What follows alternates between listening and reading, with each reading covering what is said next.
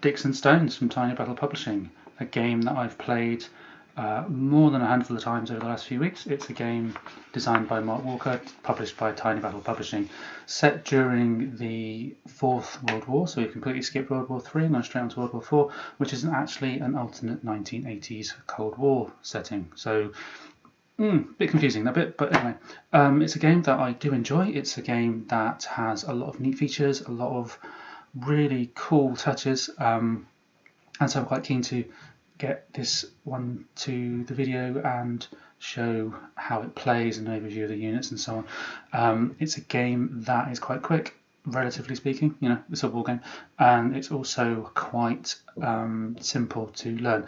Not introductory, probably just a touch above that. There's a few too many little bits in it to remember to be a purely beginner game. And so yeah, let's go. But before I do, quick caveat, it is a game that is crying out for a more comprehensive player aid. And it's also a game that I found has had a number of interpretation issues in the rules, so it's a bit ambiguous, a bit more ambiguous than perhaps I would like myself. So if we do come across any of those more ambiguous situations, I'm going to play it in a way that makes sense to me rather than is necessarily the absolutely perfect correct interpretation of those rules. Anyway, having said all that, I hope you enjoy the video. I hope it helps you decide whether this is for you. It's certainly something that I've enjoyed, and I would suggest if people want to dip their toe into the world of wargaming, it's certainly one to have a quick look at. But without further ado, let's get ourselves up to the table. Okay, starting our look at Sticks and Stones with an overview of the map, followed by a look at some of the counters. So on the map we have many of the usual features. We have open terrain, which is the pale green colour. It's predominantly open, the terrain in this game. We have rolling terrain, which is interesting in that it only blocks line of sight after the second hex, which I'll get onto when we play the game properly. We have hills, and then there are forests, roads, a lake, and then this river running down here, and the river is impassable except on the bridge there. We also have cultivated terrain, which is this sort of field area here, and then we have towns and cities. Towns are 3 of these urban hexes or less, and cities are the 4 or more continuous hexes, and that's an important distinction because it affects movement through the cities for the different types of counters in the game. The only other terrain that might crop up are these counters here. These are wrecks, and this is placed on the board, or these are placed on the board when a armoured vehicle is destroyed. And this is one of those slightly ambiguous rules that I mentioned in the intro. It doesn't really explain in the rules how these work, so I take it to mean that it limits stacking to just 1 counter rather than the usual 2. I'm not sure if that's correct, but it seems to make sense to me, but please do let me know if that is incorrect.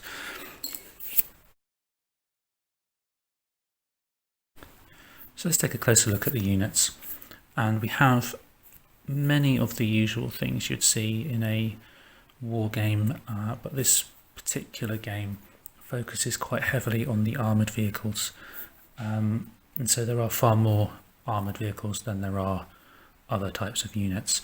But let's sort of start from the left and work our way across. So we have the infantry, which is a typical NATO symbol. Then we have these infantry based rocket artillery units, armoured fighting vehicles here, and then the different types of tanks. The US only have the Abrams tanks, but the Russians have T-80s and T-72s. They don't both feature in all scenarios. Then we have a range of other counters that I'll get onto at the moment. in a moment, but the construction of the counters is as follows. We have quite a lot of information on them. The number, if I just might be a bit easier if I point using this. So the numbers, if I just use the tank as an example, the number here is the combat value for armor piercing rounds. That's tank to tank, vehicle to vehicle combat, or infantry attempts to attack that type of unit. The 10 in the corner there, that is the high explosive rounds, which is against infantry or other leg units as they're referred to. This number here is armor. This is close combat. And the number in the middle there, the 6, is the movement points allowed. Some of the units do have other symbols on them. For example, with the tank, and also the Russian tanks as well, you have like a star or an explosion. And this means that those units can move and fire during the movement phase. The red counter has a slightly different effect on the combat resolution table than the blue one, which is why they're different. Again, we'll get into that when the game progresses. The other piece of information on some of the units is this one here, the 6, and that 6 in a circle. It's a circle, that's important. It means that it can transport infantry. So this is like a troop carrier as well as an armoured fighting vehicle. And the missile on this counter and this counter shows that this is wire-guided artillery, and that has a special set of rules around firing, and occasionally they run out of ammo and so on and things like that.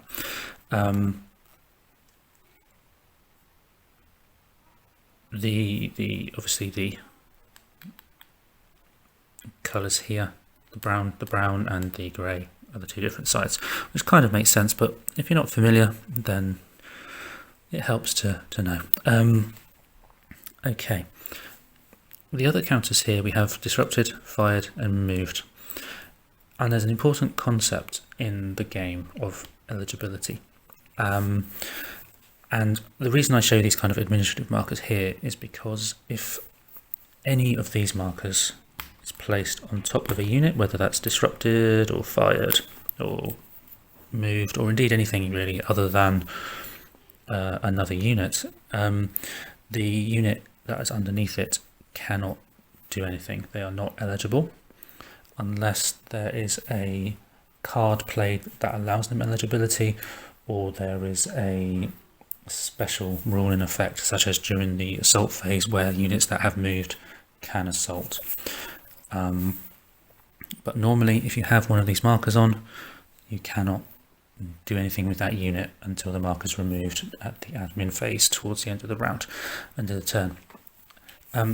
The other important concept within the game is that of initiative and morale, and the initiative and morale are affected by these counters. Even though they look the same, they are slightly different. So we have a focus marker and then an aid marker. They do the same thing. The difference is the aid marker is only applicable during the rally phase, whereas the focus marker can be used at other times. And basically what they do is they allow you to re-roll either 1 dice or 2 dice, depending on what side they're on, and there is an entire phase dedicated to placing these on the board, moving them around the board, and so on and so forth. And clever use of these is quite important throughout the game. The only other thing to mention during the game are the cards. This is a card-assisted game, and we have dual-use cards, and each one, depending on what side you're playing, you'll have either the ability to do the US action or extra function that the card allows, or the Soviet, and they are slightly different depending on which side you're playing. The US is geared up towards opportunity fire, fire support, stuff like that, whereas the Russians are more geared up to rallying and having a second go at doing something. There are a few interesting things as well, like these ECMs where you can negate focused markers and so on, and what have you. There is one card drawn per turn. I think it's in all the scenarios, but you can only play 2 cards at most during any one turn, and depending on the scenario there is a variable number of cards that each side start with. In the particular scenario we're going to do at the moment, the US start with 4 and the Soviets with just 3. I think that is more or less everything. Yeah, only thing to say really about this particular scenario we're playing is that the aim of the game is for the US forces to try and take the town and city hexes, and the winning condition is if they take all of the hexes, the urban hexes on this side of the river. It's a tactical victory. All the hexes on the board, it is a decisive victory. This is set up for turn 1 in order to show you the full game and how each phase works in a comprehensive way. I'll play through this one the first turn off screen and start up with the second turn shortly.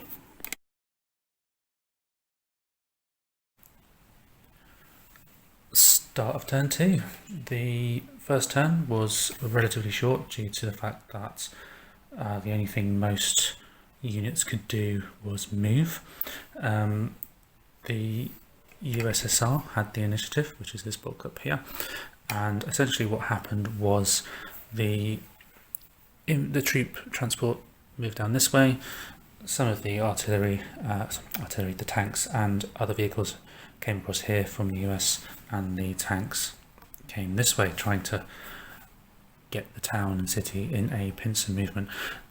Opportunity fire was very important, and the wire guided artillery on the troop transport here did actually knock out its equivalent on the US side, so there's already been some damage, and we do have a disrupted Abrams tank here. Generally speaking, charging into the face of T-72s is not the best idea. However, the US did that because they had a number of cards that could negate damage, so the benefit that the US started with in terms of card numbers has actually gone the other way, and the Soviets now have more cards in hand than before. Okay, so second turn, first phase of the turn is to determine the initiative, and that's just the die roll. Now it's incredibly important who has the initiative, and so both the US and the USSR have placed their focus marker in the initiative box to allow a reroll if they need it. Should a drawn die roll, so 2 6s for example, the initiative will immediately go to the player who did not have it during the previous turn. The only other thing I did, which I just realized I should mention, is the morale aid, the aid markers. I've placed one on top of the US Abrams tanks to try and give a reroll to the rally of one of those damaged tanks, and I've placed the Soviet morale marker here so that I can maneuver it around the city depending on how things go during this turn. Okay, so the first thing we do, as I mentioned, was to roll 2d6s. Green is the Soviets, 2 5s, so automatically the initiative flips over to the US. The markers there stay in place for now. Next thing we do is we draw a card each, beginning with the player with the initiative. And so the US have drawn an eager card, which allows you to subtract from the die rolled when you're doing a rally, and that's really important.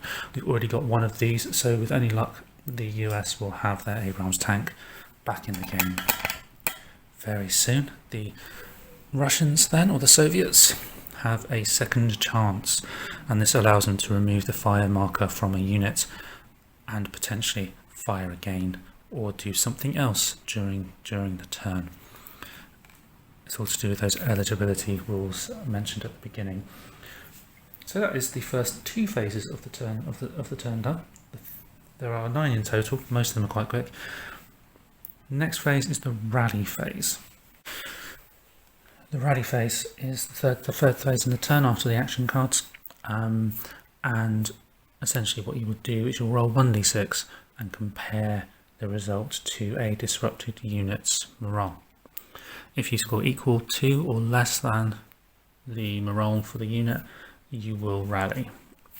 You can modify that by playing cards that say eager, which is, we've got a couple here for the US, or by re-rolling the morale token, the aid token, if it is on the unit that you are trying to rally. One of the things about this game is that the player aid is quite text heavy, but it does have in here the morale for the different sides. It's quite simple. Basically, unless the scenario tells you differently, it's 3 for the Americans and 2 for the Soviets. So let's roll. We've rolled a 5. That's pretty rubbish. That is over the required number of morale. It requires playing both of our 2 cards here to get that down to a recovery. So I think what we'll do is we will spend the aid token, so that just gets removed. It's the unit underneath that's actually disrupted. Roll again. This time I rolled a 2. That unit is now fine. We don't need to spend our cards, which is good. Okay, I believe that is the only unit on the board currently that needed to be rallied. The only other thing to think about with rally is that sometimes if you're in terrain where the other side cannot hit you, you have a -1, but that wasn't applicable just then. Next phase then is the fire phase, and this is where initiative is important, because the player with the initiative fires first and then you alternate who fires. So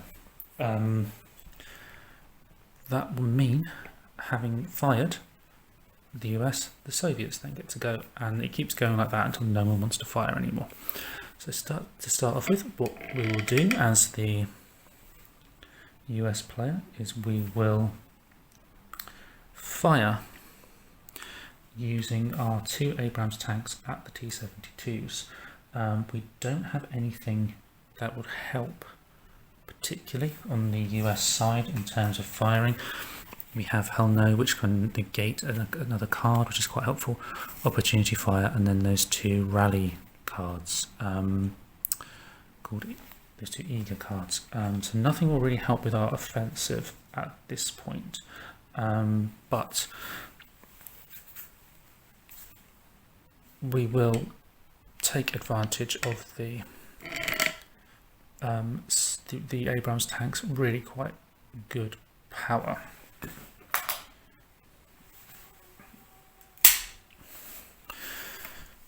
Quite good firepower.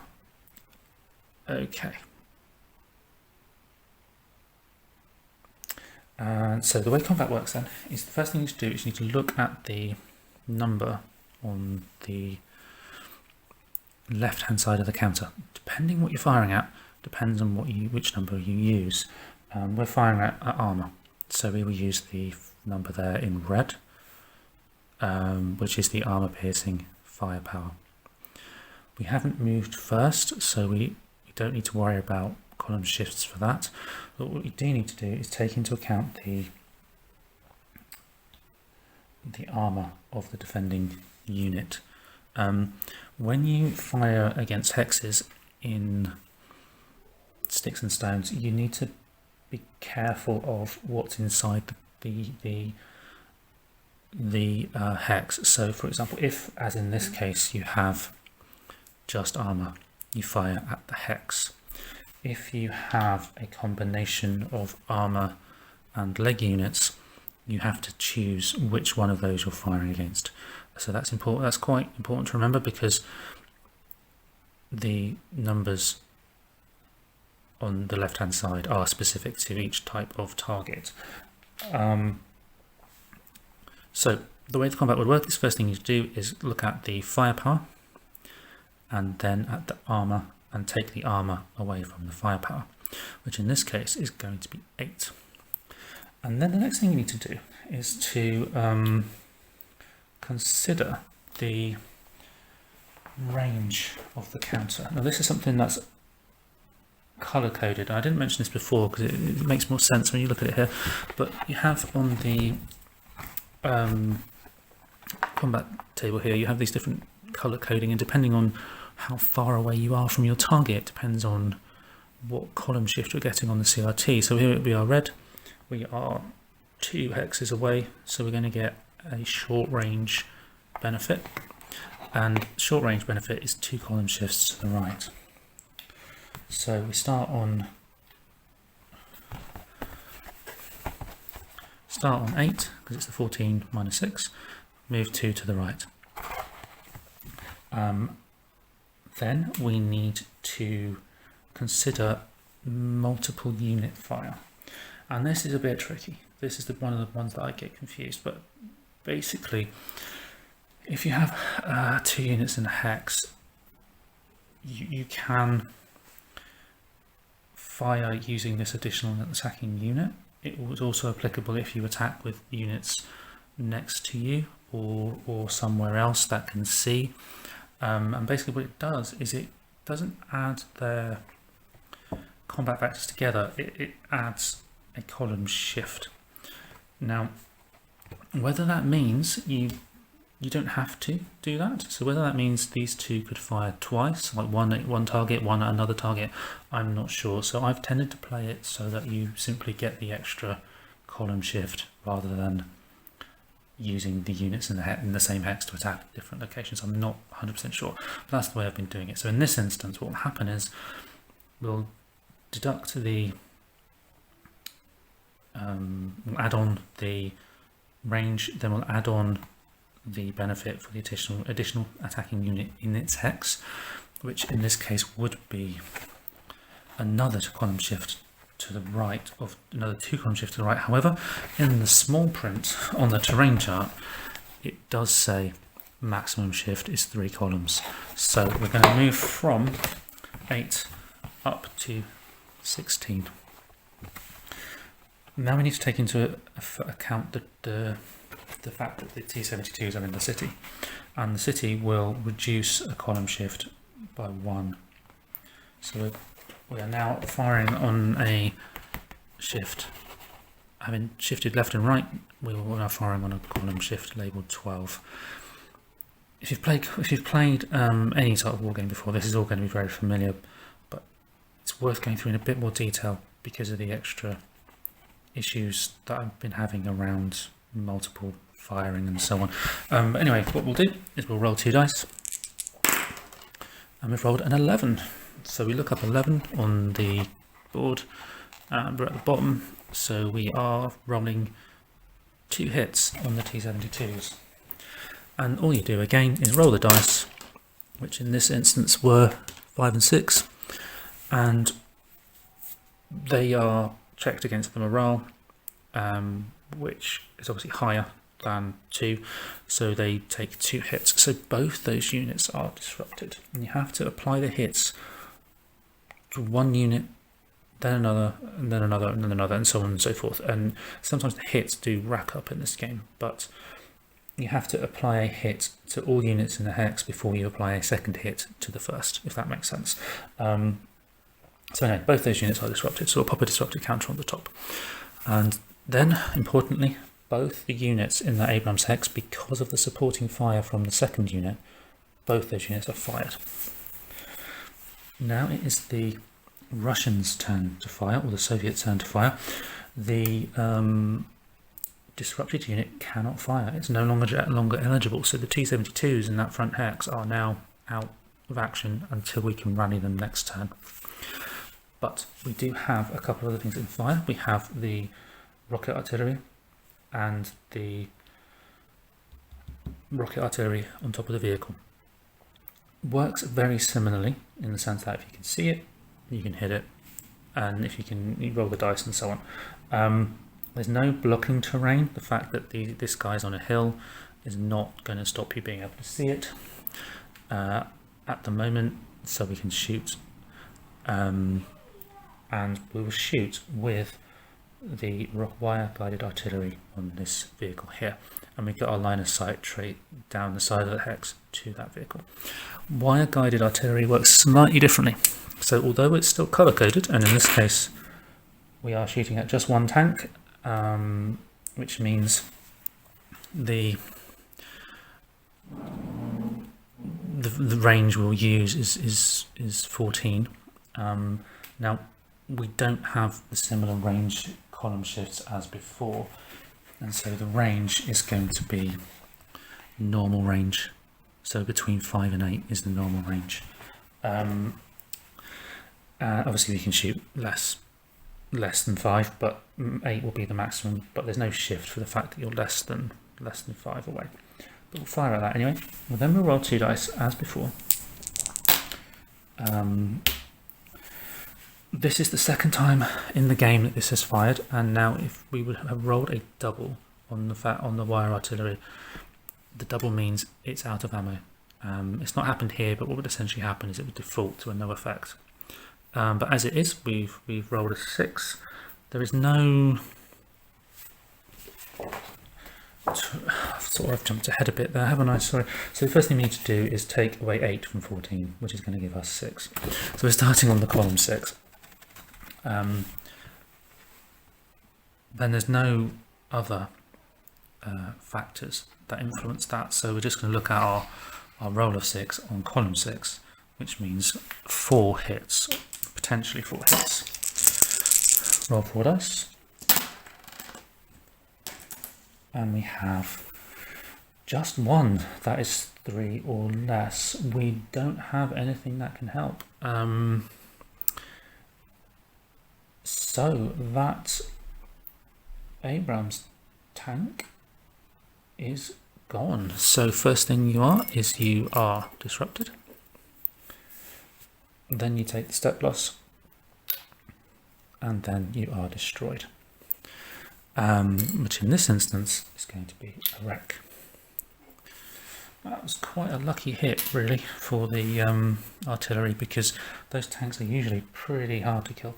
But we have fired. Because the infantry unit underneath are inside the vehicle, they don't get to fire or do anything unless they unload, which we'll get to a bit later probably.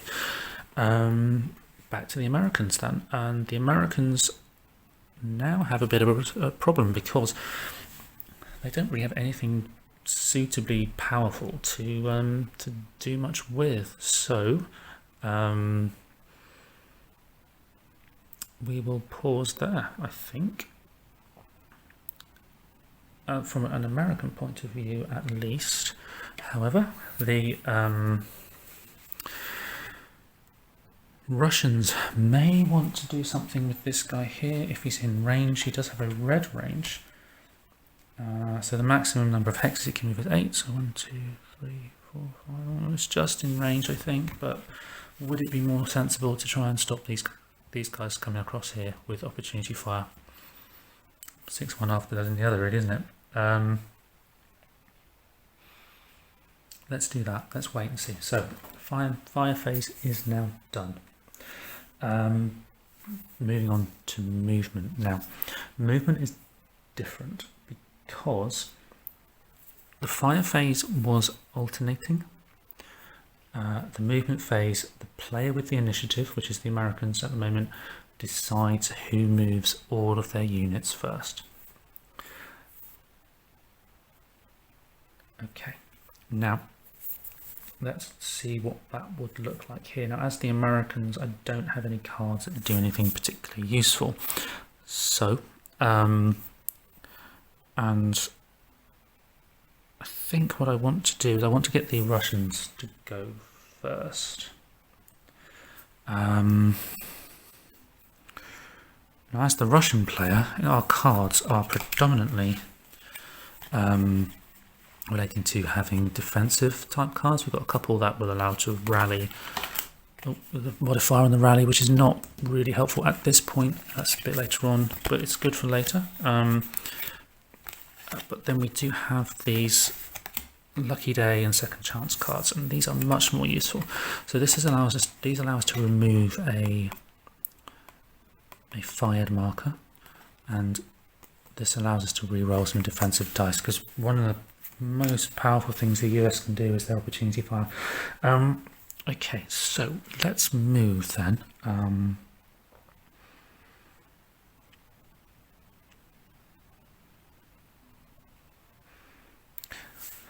Let's move our T-72. We're not in any danger of any opportunity fire currently, because this can't really do anything to us. So let's move the T-72, and we'll move the T-72 this way. And we'll use, the fire that we'll use is its moving fire. So 1, 2, 3, which allows us to use half its movement, and then it can fire. And the way that fire works is the same. You deduct the armor from the vehicle fire, which in this case is 10 minus 2, so we have 8. We're on rolling terrain, which means there is a -1 column shift, but we are within range, so there is a short range column shift. So basically what will happen is you will have, I said 8, didn't I? Yeah, 8. So start with 8. You move 2 for the column shift. For being short range, you reduce 2 for the fact that you've moved, and we have an orange, or a blue marker on the movement, and then you reduce another 1 for the fact that we are in rolling terrain, which gives us 6 as our final column. Roll 2 dice. Roll 5. Now, in this game, lower is generally better. So a 5 on column 6 gives us 4 hits on that troop transport. 2 are okay. 2, not so much. So we have to apply those hits one at a time. Now, as mentioned before, those units underneath, those infantry units, they are inside that vehicle, and generally speaking, they suffer the same fate as the vehicle they are in. So first we are disrupted, and then because they're inside, I think both will take a step loss rather than 1 and then 1, if that made any sense at all.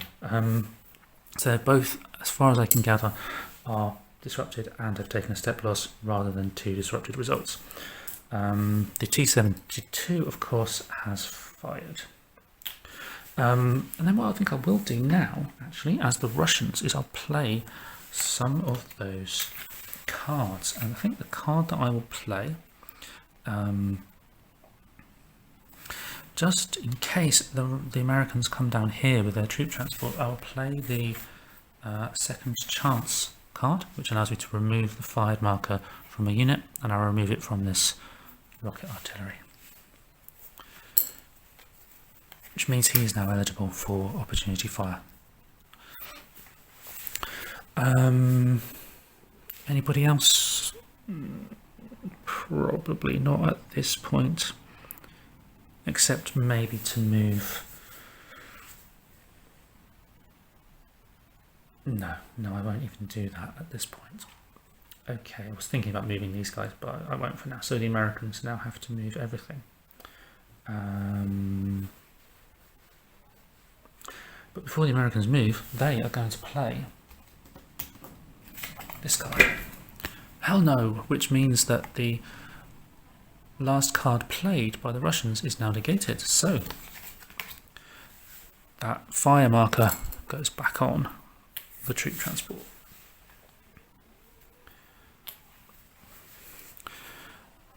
Alright, but we can play two cards at a time, and so as the Russians, we are going to play second chance again for our second and final card in this turn, and do it again.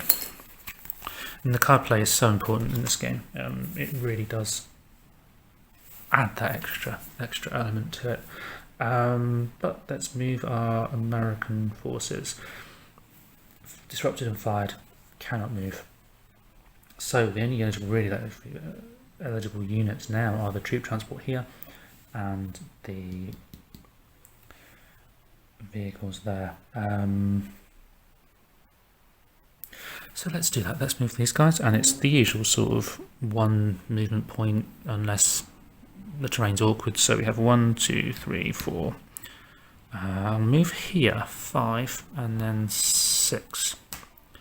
And the reason I did that is because the terrain line of sight is blocked for the second hex. So here they would have been able to be hit. Here they're okay. That's basically the gist of that. And again, I don't really want to be too... Sorry, this one should have been 5. They've only got movement unit of 5. There's another one up here, same unit, with a guy with infantry inside. And I think what I want to do is I want to come down this way with it, trying to make use of the terrain. The terrain has a kind of shadowing effect, so the line of sight is blocked behind it in a slightly more than you might expect if you're shooting from above, which probably isn't particularly relevant to that unit. I was thinking more if I could get to higher ground. So for example, this one can't hit this because of the shadow from the trees. But anyway, I digress.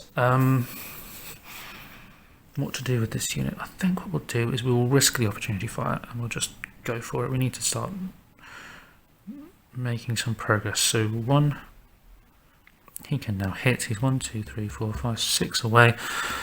So 14 minus 2, ouch, that's 12, oh, that sucks, okay. But he's on a hill, which will have some influence. Just double checking.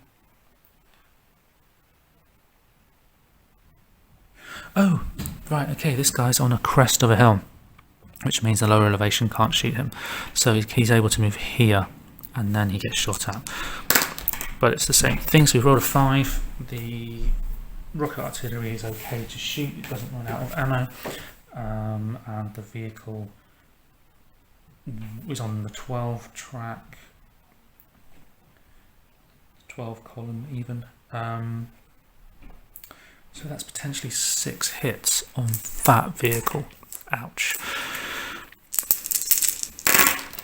Okay, so those 5 are all okay. 1 damage. We don't have anything to negate that. So both the infantry and inside the vehicle and the vehicle itself are now damaged. That vehicle then moved. But this one's fired. That one fired. Okay. Movement again. Ah, dear, dear. We're going to move.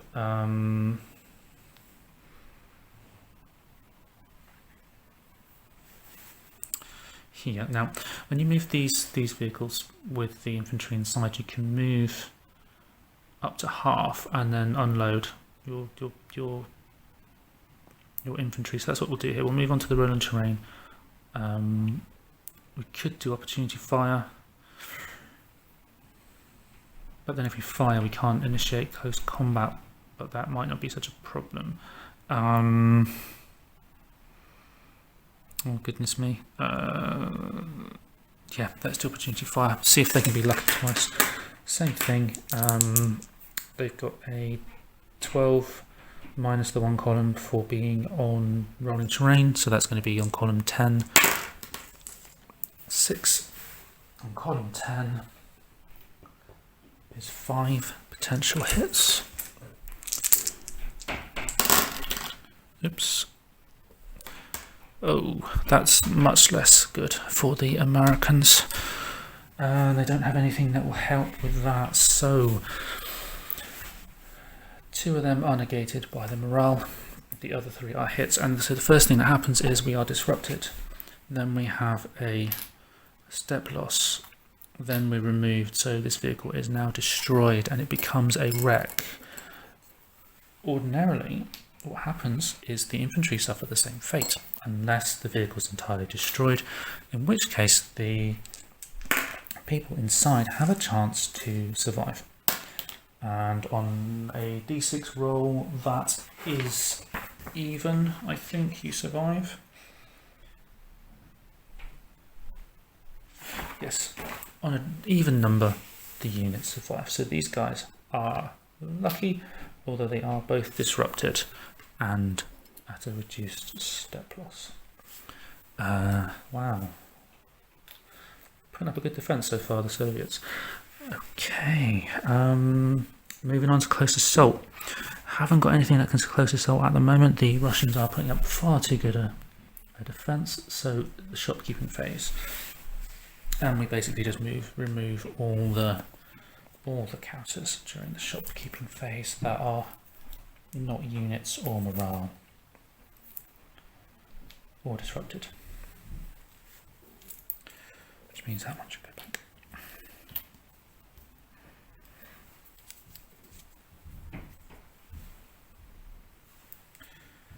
Okay, now we need to decide what to do with our focus and aid tokens. So this is the next phase, and we can do a number of things. We can remove the markers from the map. We can flip the marker, or we can move the marker 3 hexes from its previous position, or we can place the marker on the map if it wasn't on there already. So the removing the marker on the map is not particularly helpful. Play with the initiative, I believe, goes first, so the Americans are going to keep their focus token here, and we're just going to flip it over to its better side, and then the aid token, I think the aid token is going to be placed on the map. It's off the map at the moment. I'm going to place it here, if only to try and demonstrate the benefit of close combat. I just realised this one should be disrupted too, and I think what I'll do is I'll actually place it over here because this would be more beneficial, I think. Okay, the Russians will do the same with their focus token. They will flip it up, try and get that focus off the initiative, try and get that initiative off the Americans, and then the aid token will move on the map to here, free up those T-72s, and then we just advance the turn marker. So that is the end of turn 2, moving into turn 3. Conscious we haven't looked at close combat, so let's try and do some of turn 3 to get to the point we can do close combat, to try and demonstrate that a little bit more. So discard your used cards back onto the discard deck, determine the initiative, which is a d6, so green is the Russians. Oh wow, so the Russians will take that unless the Americans choose to re-roll, which we will do, but then there's no point, because if it is a 6 that the Americans re-roll, they will automatically get the initiative anyway, so no problem. The Russians now have the initiative, which means that in the next phase, the card draw phase, they get the first card, which is Lucky Day. So more defensive stuff, and the Americans get an opportunity fire card. We haven't actually had a chance to use that much at the moment, but that's really helpful because that will allow units that have fired already to fire again. Whipping through to the rally phase. Again, it's the players with the initiative that rally first, so the only rally really is both those T-62s.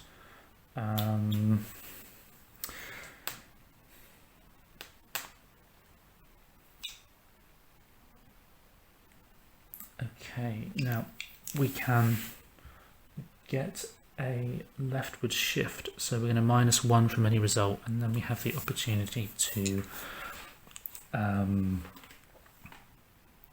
re-roll should we need to. Both those units are affected, so we're going to re-roll separately, and the morale token going to be used on one, but both will get the shift for being in the defensive terrain. So first unit is a 6, that's awful.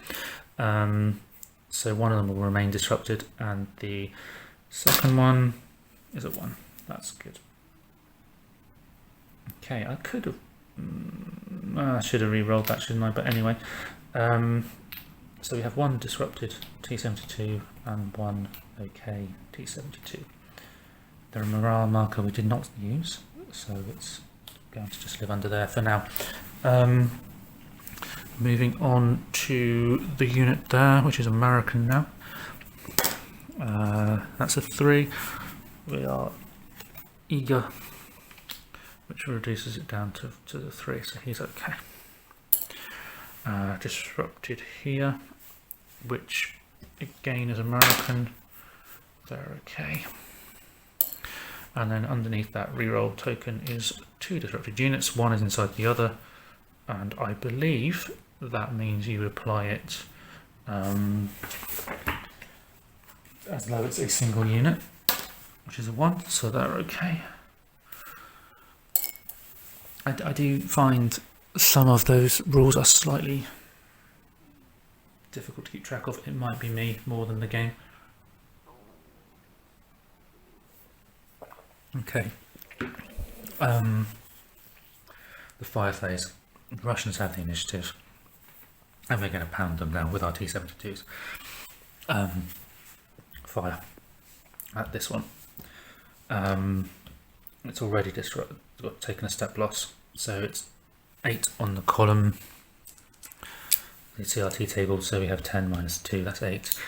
We do have a -1 shift for the fact he's on rolling terrain, but we do have a +2 shift due to the fact that this guy has him within short range. So in total it's a +1 shift to 8, which puts us finally on column 10. We've rolled a 6 on column 10, which is going to give us 5 potential hits on that unit. Wow, we have 4 hits. That guy's dead. And we just need to roll the d6 in the hope that this guy is even. No, not even. He's dead too. Now, we do need to pop a wreck token there because the armoured carrier was wrecked. T-72 is fired, or has fired. Okay. The BMP down here, we will fire up the top, so it's a column. It is a column 10. Oops. No modifying terrain. We've got 11 on column 10. That's generally not as good as if it was a lower number. So we have 2 potential hits, 1 damage, which means that is disrupted.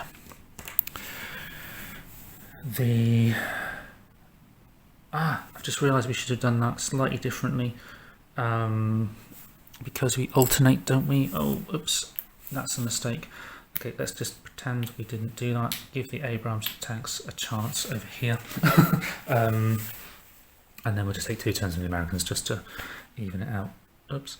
Not that actually I have much that can fire, although looking at it. But anyway, the Abrams tanks are going to fire at the T-72s in the city again. So 14 minus the 6 is 8. There is a 2-column shift for being at short range, which puts us up to 12. There is a 1-column reverse shift for being in the terrain, but that's negated by the fact that there are 2 tanks, so we have 8 plus 2, so we're at 12. We are at 12.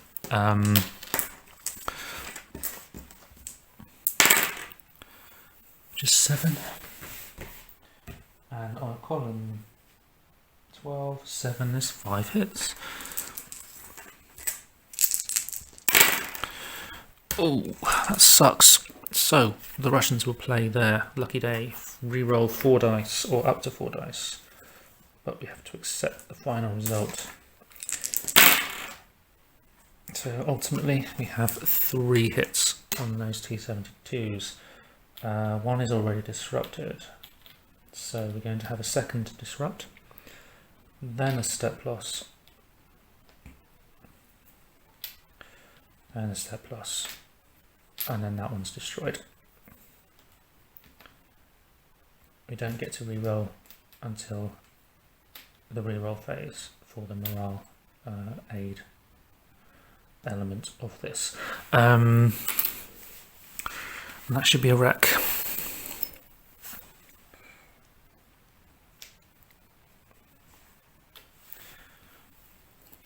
They fired. I don't think there's anything else that can fire, actually. Not on the American side. That one is not in range. You can't see because of the second roll in terrain hex. This is not going well at all for the Americans at the moment. Okay, let us then not worry about the other firing that the Russians could do, in the hope that we can start to demonstrate close combat. Okay, so let's move on to movement. The Russians have the initiative. They are going to have the Americans move first. So we're going to go demonstrate the ability to transport. So 1, 2, 3, that's half. 2 is the movement, and then we'll let the troops out for an extra hex movement. The dragon's going to move forward. 1 and 2. I know they could opportunity fire, but we won't, just for demonstration of other things. Actually, we'll move them here so that we can get the close combat, although it's going to be grossly outnumbered. And then we will move this one here, and again we won't do the opportunity fire for the demonstration purposes. The Russians, then, it's their turn to move. That just stays in the hex even though the vehicle's destroyed. The Russians will, I want to give the opportunity to see how some of the cards work for the Americans. So what I'll do is I will actually, I know it's daft, but I will move this guy here for the Russians, and then the second thing I'll do is I'll move him here in some sort of suicidal attack against the tanks, but I may not even get to do my suicidal attack against the tanks because we have an opportunity fire card, and this allows the Americans to fire again with one of those units in that hex. And so at close range, it's irrelevant, to be honest, the range, because we're using now for the first time the leg firepower, so the high explosive firepower, and it's a simpler process. You simply do look at column 10 or whichever column it is in that number there, and then adjust the terrain. So and there's nothing here that will affect that. So you just simply roll 2 dice on the column 10. You've got 8, which is 4 dice against that infantry, who probably wish they'd stayed in the city. And wow, they're dead. They are dead. But possibly not, because the Russians can re-roll up to 4 dice, and they will re-roll their 4 dice. And now they're dead. So that's the fire phase over. Sorry, that was the movement phase over. Hopefully that's given you a demonstration, or at least of how the American opportunity file cards work, because they're so important and they're so powerful. But let's move on to close assault. And close assault here is slightly different to everything else. So we look at the close assault numbers here. So we have a 4 on one side and 1 on the other. And the way you kind of have expressed that as a ratio. I just want to look at the exact terms. So one side initiates the assault. So the side with the initiative can initiate the assault. We won't, because an attacking value of 1 is awful. So we'll just skip to the Americans. We alternate again, as with the fire phase. So it's one side goes, then another side goes. So here we're going to have the opportunity passed up to assault, and these guys are going to assault instead. And so it's a 4 to 1 basically. We've got 4 against 1. It's 4 to 1. So you look at the 4 to 1 on the results table, but you still need to modify it for various terrain and so on and so forth. Now we're inside a city, and the fact that we're inside a city gives the leg units a 3-column shift towards the good. So we're going to start at 4 to 1, and we're going to do 1, 2, 3. So we're here 1 to 1, 1 to 1 combat. And then we just roll 2 dice and look at the results. So 2 dice. So we have a 6 and a 2. That is 8. So a number 8 on the 1 to 1 is 3 hits for the defender, 5 hits for the attacker. Wow, that's helps staying in the city, doesn't it? So 3 hits for the defender, and they're dead. No, actually, no, they're not. They're not. They're still disrupted and a step loss, because that's okay. The step loss is they're dead. I knew that's why I said it. I knew that was definitely deliberate. So the infantry then will take 5 hits. And we are good to go with 3, but we are disrupted, and then because we've already got step loss disrupted, and the step loss is dead. And that is the end of our close assault phase. Then we move through shopkeeping, where we remove the admin markers apart from disrupted, and then we decide what to do with those aid and focus markers again. So that may as well be removed. I can't really do much with that unless we move it here for focus, which we'll probably do. No, that's morale. We can't. We'll remove that one from the map, replace it again at a later time. Keep those 2 up there. Initiative is so important, and the Russian marker is going to stay there to try and rescue the T-72 from its almost certain demise at the hands of the Abrams tanks. And that's the end then. And moving to turn 4, that is where I will stop. Doesn't look hopeful for the Americans. However, you never know, do you? You never know. Before I go, one quick example with the infantry and the pretend. So we have two counters, and against the 1 counter. In this circumstance, it's different to the fire phase. So with the fire phase, or at least the way I understand it, is you would use one of the units, and then any other units that are eligible, whether that's in the same hex or in a nearby hex, would be a column shift benefit rather than an additional combat factor benefit. With the close quarter combat, the close assault phase, you do add those two together. So in this circumstance, it would be 12 against 6, or a 2-to-1. And from what I understand, you would also add in anything around it, so 3-to-1, and so on as you go around. If you are non-adjacent, that's flanking assault, and that's a column shift as well. Okay, I think I have covered everything, or at least the most things. As with all such games, there are lots of if, buts and maybes at different places, and not all things are probably covered in this video, but hopefully it's given you enough of an idea of how it flows, how it does play nice and quickly, even though there are a couple of ambiguities.